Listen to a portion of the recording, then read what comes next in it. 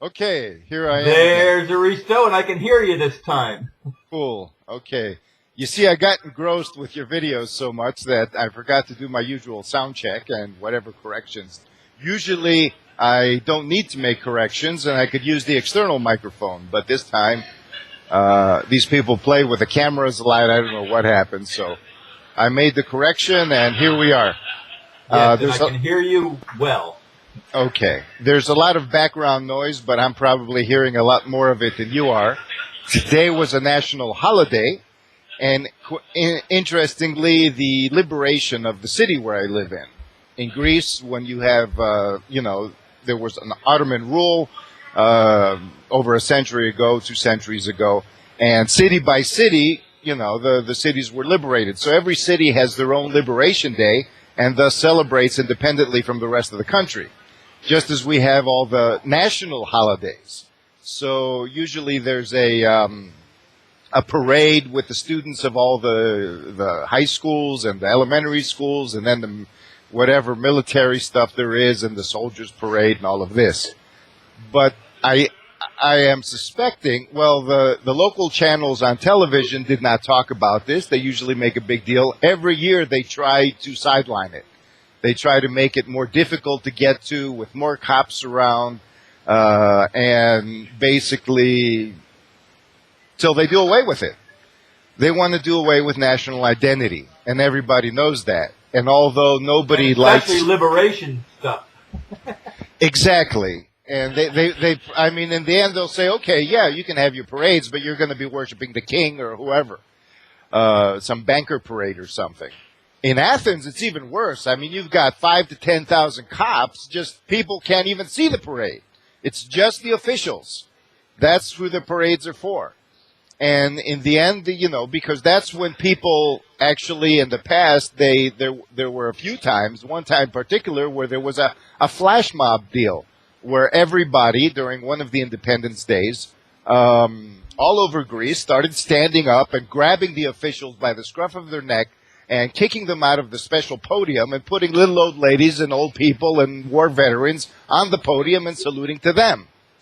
And basically, this was leading to a situation where people, even a few years ago, were saying enough is enough.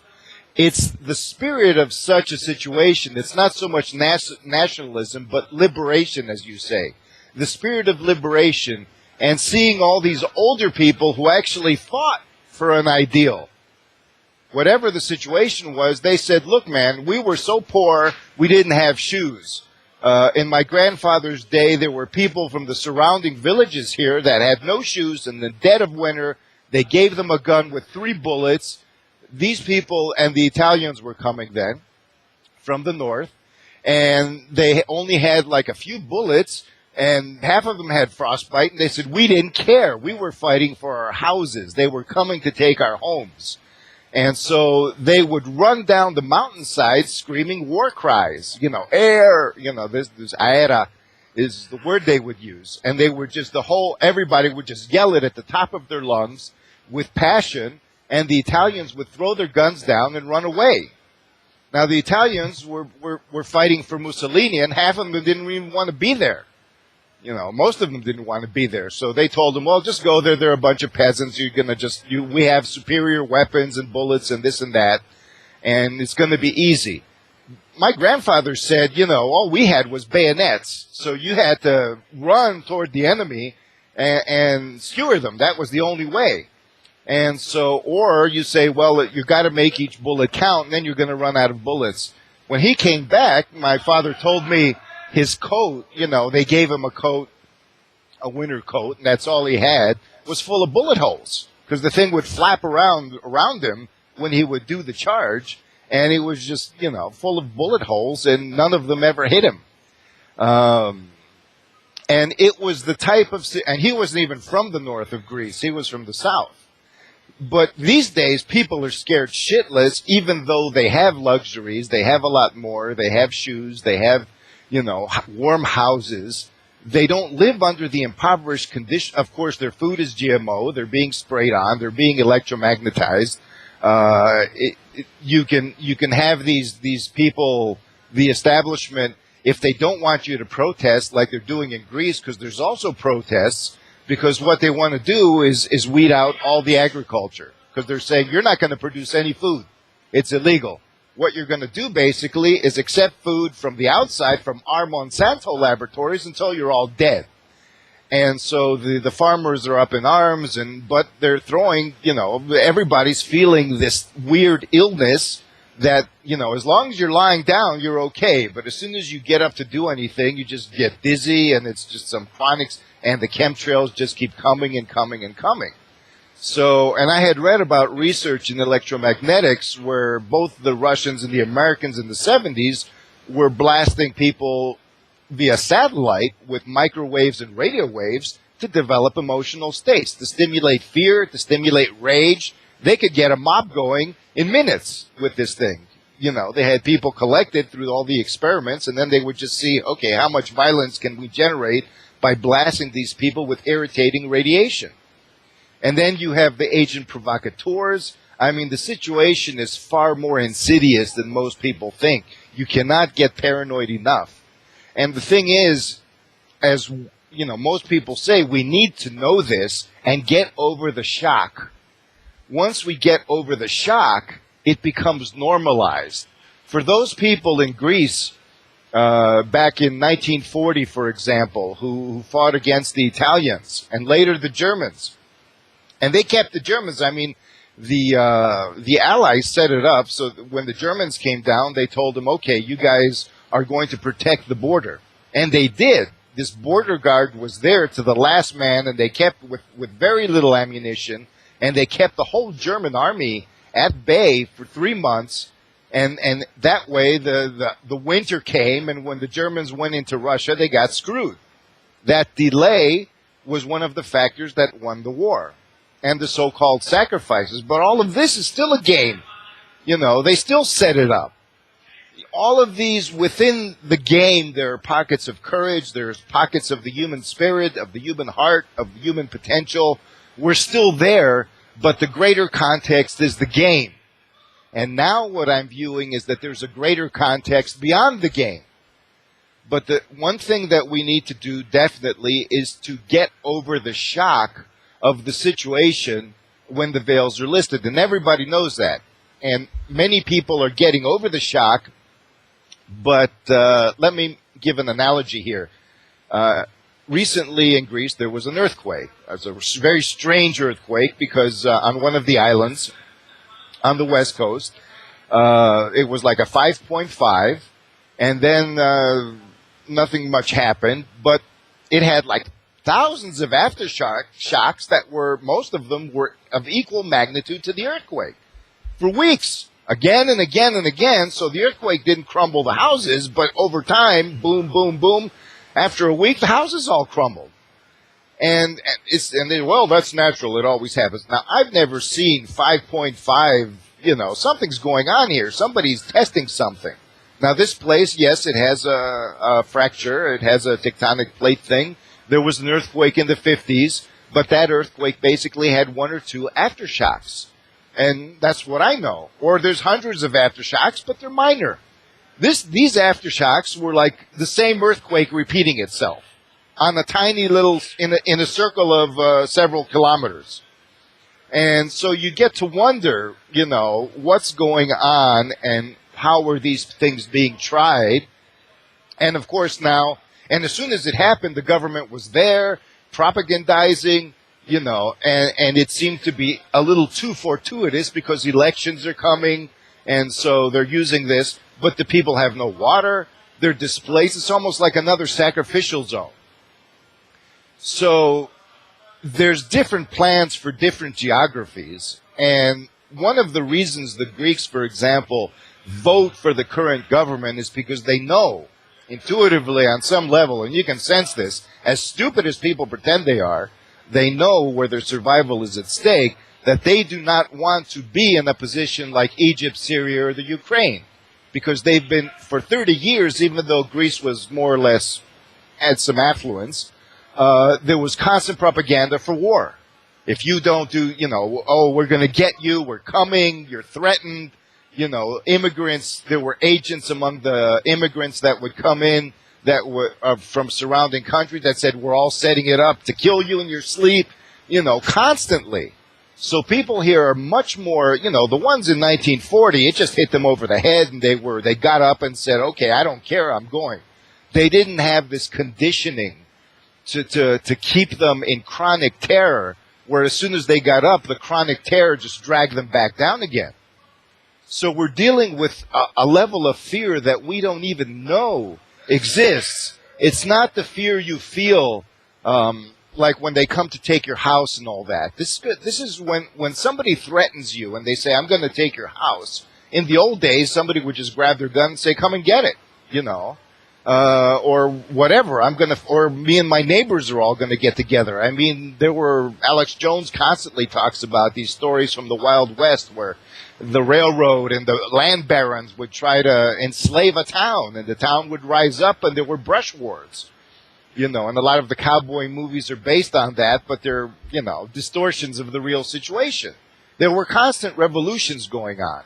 When the Mexicans and the, North Americans were clashing, the Texans themselves, Mexican, Latino and white, were banded together to, and they were the victims of the whole situation. So it's a state where when somebody scares you today, what they're doing is tapping into a reservoir of chronic fear. Many people notice, why are people so afraid today as opposed to the past? I mean, in the past, they would just rush in. And to tell you the truth, a gun is far more merciful in many ways than a sword. Getting skewered or the torture in the past, now it's more sophisticated, but it was really nasty. The way wars were conducted and the pillaging and the raping and the, killing and all of that. Just as it is today. But there were far more cases of desperate fighting, of people organizing at the local level. I mean, you had the American Revolution with no internet, very little mail, very little communication, tremendous distances, and yet people organized. So it's a situation today that's different than it was before. We are stimulated and conditioned, not just how we have been conditioned, but ongoingly. We're prodded like cattle. And we need to grab the cattle prod. And I believe that there are ways to do this. This is what I'm proposing because I don't see it proposed enough. I don't see people who are aware of psychology, who are aware of mysticism, who are aware of occult methods and alchemical methods to actually get their ideas together and face this specific problem. Because it is a specific problem. These powers want to be whatever, they cannot make their move unless it's the right time for them. You see these now many people say, well, they're just doing it anyways. Well, why are they killing all these bankers then? Obviously, these 20 bankers that died in the past few months have not been killed, it's not random and it's not a suicide. Everybody knows this and it's being talked about openly. So why would they kill them? I mean, these are among their own ranks. So why they're not killing them because these people are whistleblowers per se. I mean, they're killing them because they can't take the risk that they might be. One among them might be a whistleblower because they're afraid of it. Now, usually people say, well, it doesn't matter who whistleblows. I mean, people don't react or whatever. Well, obviously the establishment doesn't think so as of yet. The establishment also says, and they do this, they put out somebody to say something true, but in a way that creates more chronic fear. Brzezinski said that it's easier to kill 2 million people than convert them or brainwash them these days. So everybody says, oh no, they can just press a button and kill us all. Well, why aren't they doing it? Because they're afraid of the fallout. And as you have said in the previous video, there's more to meets the eye here. You have their plan, but there's something else going on. There are other forces at work that don't fit into most people's belief systems. We are under the process, many of us, of trying to grasp these forces.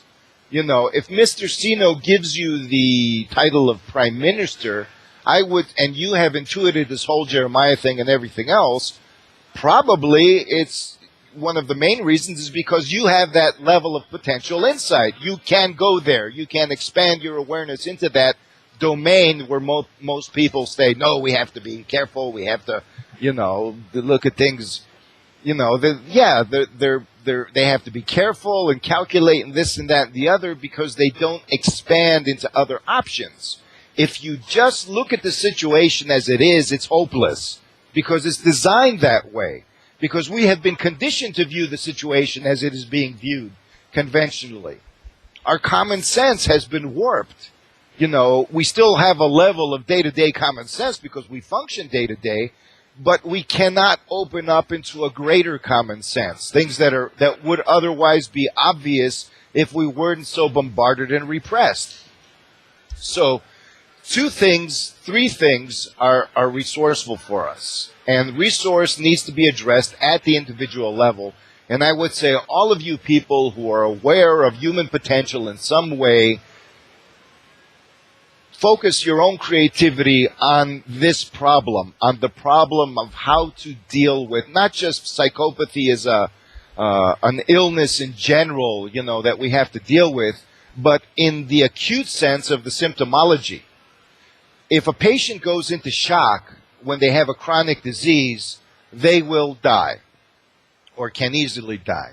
So the psychopaths are not trying to force humanity to go into shock through having this repressed, unaddressed reservoir of fear, collectively and individually, because at this point, when you create suffering all over the globe and threaten somebody in parallel locally, their personal reservoir of fear connects to the collective reservoir of fear, and they're overwhelmed. And they don't know which is which. You can be having a minor incident in your life and just flip out and want to kill somebody because you're actually experiencing a collective possession, a collective emotional state. You're not even aware of it. You think it's personal.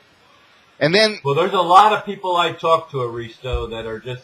They don't understand the energy. They're being bombarded. People that ordinarily would not be depressed or feeling overwhelming depression. There's just such anxiety, and it seems to be in the air itself. It is in the air.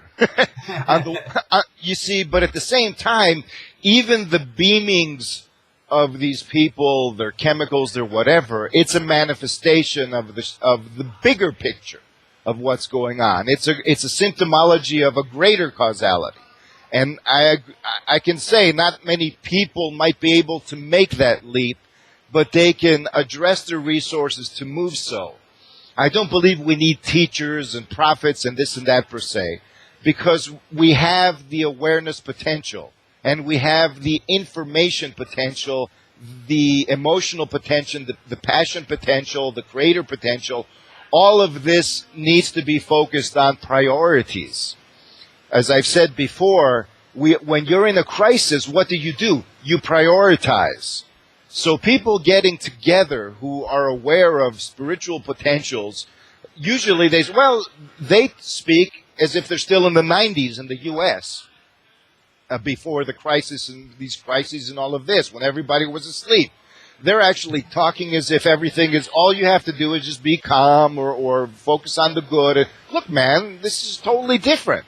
You have to focus on the situation as it is. When the patient is in shock, the doctor treats the patient specifically for the shock first, and then moves into a chronic cure and all of this. The patient, us, needs to be taken out of shock. And in the case of the human condition, we are so adaptable that we can actually strengthen ourselves to transcend the shock. That's what they do with soldiers. They have them overcome the shock of killing somebody. We can overcome the shock of being, manipulated, being scared, and all of this. When we realize, on the one hand, you have your reason, you have your mind, on the other, and your intuition that goes with that, and all of this. On the second hand, you have your emotions, you have your heart, you have your passion, and on the third half, you have your body.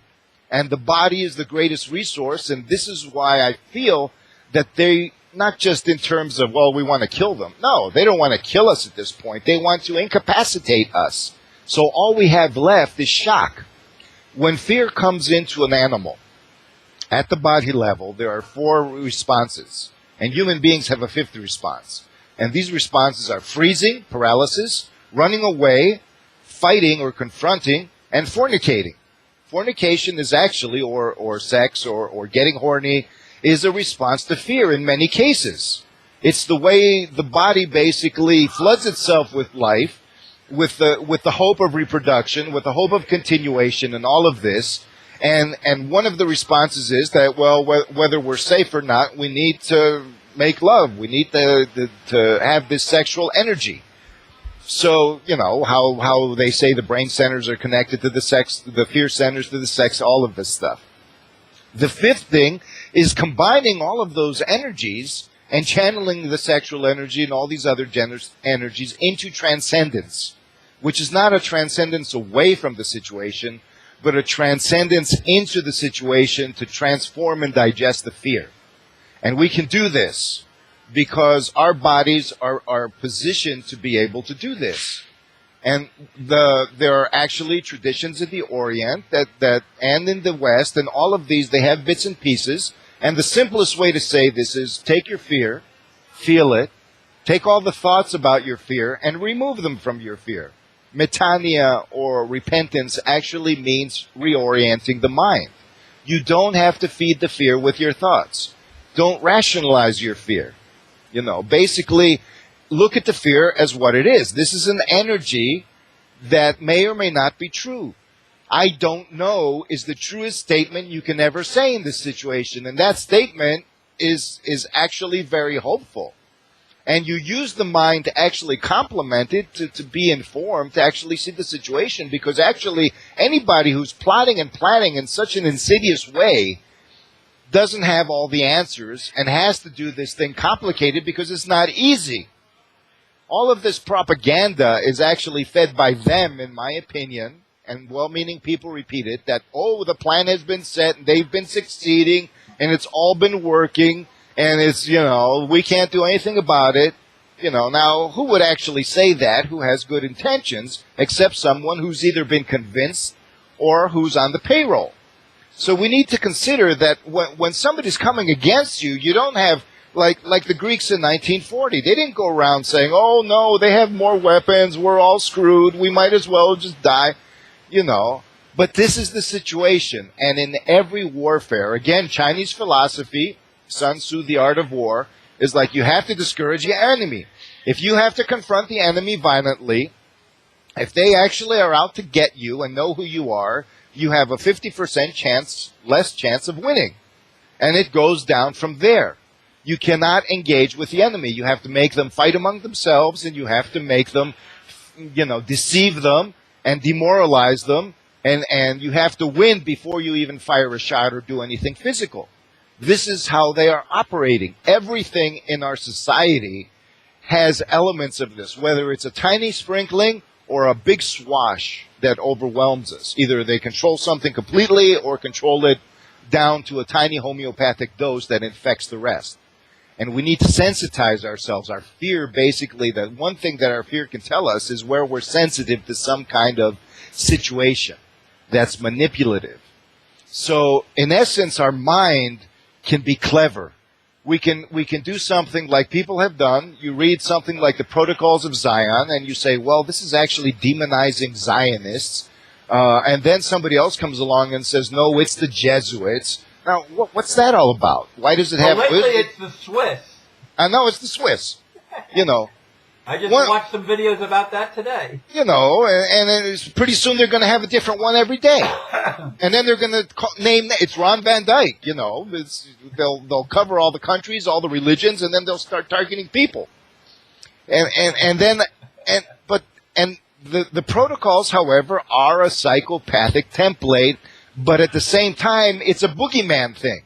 The boogeyman effect. They tell you their plans to scare you. And half these plans, even though they're putting them into effect, also, for example, one of the protocols says something like, we're going to make them have revolutions. We're going to get them so fed up with bungling governments and corrupt governments that they're going to revolt, and then we're going to move in as the saviors and take over. We're going to make them beg for a one-world government. And people are going to come and say, I have a one-world government. Now, this not only informs you of what they plan to do, which is what they are doing. They are fomenting revolutions and uprisings, but it also demonizes honest revolutions and uprisings. It demonizes anybody who comes up with a solution and says, look, it has to be global. You can't just do it locally. Just because somebody fucking has a religion and the religion has caused massive whatever, or doesn't mean that God doesn't exist, or belief in God or divinity or spirituality is wrong. And yet that's how many people are concluding. You know, people have had bad experiences with Christianity, and so they conclude that, you know, well, I'm a Satanist now, you know, or I'm just going to do black magic or whatever, or just, you know, it's just me and nothing else. There is no anything. Or look at all the evil that money has caused. We've got to get rid of money. Exactly. You know, it's like saying some people say we got to get rid of marriage. Other people say we have to get rid of freedom. Fill in the blank. You fill in the blank, exactly. So in the same arena, you have the demon and the angel. And that's the problem. Just like the problem is the victim-perpetrator scenario. We are all demonizing the victim, or we're trying to forgive the victim. The perpetrator, I mean. We're all demonizing the perpetrator or trying to forgive the perpetrator. We're identifying with the victim.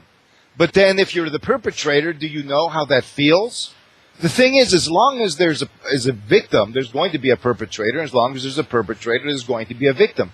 Which do you address first? Well, if you address any of them first, the other one, you're still going to be polarized. If you are hurt as a victim, there are many chances that you're going to mutate as a perpetrator. You're going to become resentful. And over time, even if you don't admit it, even if you're holier than thou, you're going to be perpetrating in some way. You're going to be feeding the beast, so to speak. And if you're a perpetrator, you're going to be looking over your shoulder because you know in your heart that you're set up to be victimized. So the thing is, these things, you can't... Exactly. Catch-22 is 2 and 2, polar. It's a doubling. It's the implication of polarizing, of hyperpolarizing, because polarity works in nature when there's relationship and a circulatory flow. Hyperpolarization means an alienation. And somebody had requested that I talk about this one book from Paul Levy that talked about quantum theory and all that. I'm not going to get into the scientific stuff because I believe that's not quite a priority at this time, but I'm going to get into a footnote of Paul Levy's where he basically talked about quantum theory because he wanted to get out of the observer mentality, that we can't stand back and be observers. And this leads into the other thing of polarizing subjectivity and objectivity, where you have the mystics and certain people saying, well, it's all in our heads and our hearts, and the kingdom is within, it's subjective. Truth is relative, etc., etc. The others, the scientific types, the materialists, whatever, talk about objectivity. It's objectified, step back. So Paul Levy was basically saying, well, physics itself, objectively, has found that objectivity doesn't work. And I'm saying that as somebody who's been engaged in certain practices that have led to certain altered states, and my own intention was to remain a certain individual clarity to be able to bring these altered states into an understanding with other people and in the normal state. Well, the mystical state is a fusion of objectivity and subjectivity. Basically, you cannot be God. God is not somebody named Aristo. Or Aristo doesn't turn into somebody named God. You have a fusion of Aristo and God is both objective and subjective, and Aristo becomes objective and subjective as well. It's a state that's very difficult. We use words to describe experiences. You cannot understand the meaning of a word unless there is an experience that you've already lived. You substitute it with the closest experience, and that takes you off the mark. So, but we're so wanting to be secure in knowing, in marking down all of the experiences, even if we haven't had them, we end up approximating. That's what mathematics does. And it tends to work to a certain point. However, we don't understand how we're constantly falling into the same polarizing trap. Because depolarization does not deny the existence of polarities. It balances out hyperpolarization and normalizes things, makes them healthy. So you can actually engage, as long as you have your balance point in your heart where you understand, look, I'm not just me. I'm more than the me I think I am. The whole universe is also me in a way. But it's not me in the subjective sense. You know, you can't egotize it. In any case, this kind of thinking, if you just look at the head, is very difficult, and I've had some precedents and all that, but there are mystics who are stuck in interpretation models that they don't understand, polarize their spiritual experience from their human experience. The human experience constantly references certain modes of expression and communicates something other than what they have experienced spiritually. But it's the best they can do, for example. So I'm saying that we are mature enough that there are people out there who have skills of communication, who have had mystical experiences, who can help fill in the gaps for the rest of us. But there are also people who can engage their own minds to be able to look behind the veil each time. Assume there's a veil anywhere you look. Anything has hidden aspects, and it's not paranoia. It's just the recognition that everything is alive and organic and complex. It's not going to be two-dimensional. There's going to be depth to it every time, and it's a good thing. And, I could say a lot more, but I want to move beyond that, because what I want to address actually today is the issue, and it's not going to be another so many minutes, but it's very, very simple. It's a simple exercise. It's a practice. Basically, if you encounter the reservoir of fear, of depression, the Chinese have 5 negative emotions, for example, and they organize things in a certain way. You can feel these in your body specifically. You can move the feeling and encourage it to go into your gut. And before you do that, you need to stimulate and feel your gut. Just as you feel your heart and your stomach, and you feel emotions and movements there, the center of your abdomen, the umbilicus, where you were connected with your mother, where you were basically one with another being, where you were first fused, the memories of all of that and your past life memories at the body level are connected to this dynamic. Your genetic essence, your genetic identity. We have too much either demonized the body, which is another matrix thing. We have dissociated from it. We have treated it as something other than ourselves, a loving pet, a beast, a loving beast, even at the best conditions, and we don't dare identify with it because we're afraid of death. This doesn't matter. It's form change. I mean, your body, when it is taking on the form of your own being, of your DNA, it's you for the duration, period. It's not something else. It doesn't matter. And just as the earth is a continuation of your own identity, just as earth, sky, God, I say earth, sky, man. How about earth, sky, God, man? There's the human being needs to participate in the equation. And Paul Levy has a term. He calls it a participatory delusional syndrome, or ADS. The key, from what I understand of psychopathy, is not participating, is being deluded that you somehow have nothing to do with the situation that's making you respond. You have everything to do with the situation. It's not a matter of you're creating it or not creating it. It's a matter that you're in it. You're participating. Part of you is causing situations. Part of you is responding. And we have the ability to understand that. And our body understands that more than the mind, and even more than the heart in some cases. If you feel fear, usually in the stomach, in the kidneys, grief is usually in the lung area, the chest feels like it's going to collapse, you can actually take deep breaths and first remove your thoughts from these feelings because they have nothing to do with them. The thoughts basically are just interfering. Let the thoughts relax. Let the thoughts go to the top of the mountain. Call down the spiritual. Let them call down the intention of loving, the intention of healing. Your intention is to heal, to be whole. If you're not moving toward wholeness, you can't do shit. That's the whole thing. We need to put ourselves in a position where we can be effective. It's not just to get up off our asses and be effective and be struck down. We need to be sure that the risks we take are not just rationally calculated, but intuitively and transpersonally calculated, archetypally calculated.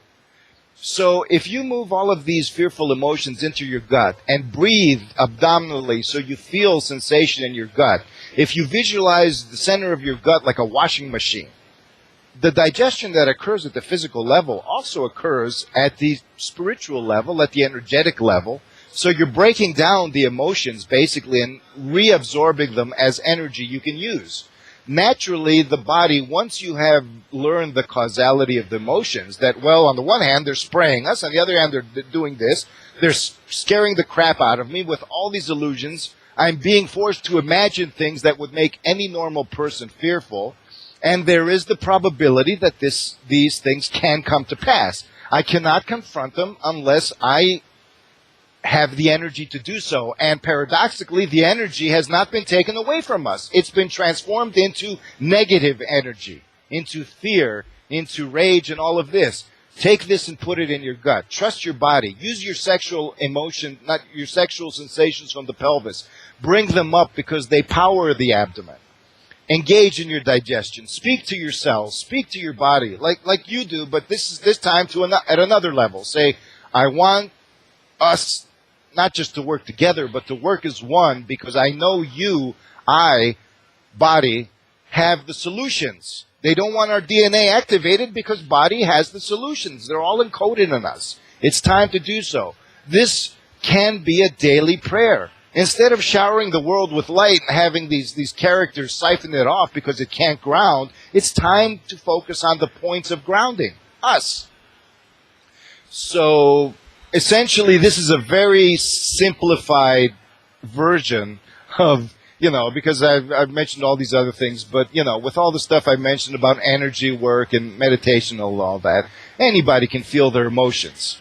The thing is that we're so tense, we're holding in the fear. We can't even feel 99% of the fear that's really there. And if we don't feel it, it's going to manifest outside. It already is, So it pays to actually stimulate our own fear, to trigger it. I mentioned before that we have our individual stuff and our collective stuff, and the two are coming together.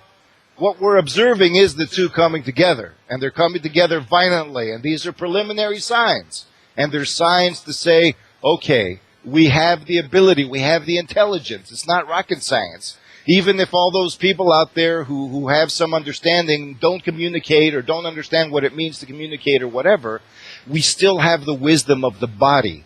And we can actually ask the body to say, give me your wisdom. You pray to God, pray to your own body because God's there. Where else would God be? Okay, I'm sorry I kept you so long this time. There was a lot to say. Thank you, Aristo. Appreciate it. You have a wonderful day. I hope the situation in Greece with all the celebrations there today don't overwhelm you. Of course, I guess they're mostly over now, but. Yeah, well, they're still spraying stuff, and people are still out in the streets, the farmers and all of that. Well, it's getting late in the day where you are. Yeah. Well, where I am, it's relatively quiet. They just want us to shut up.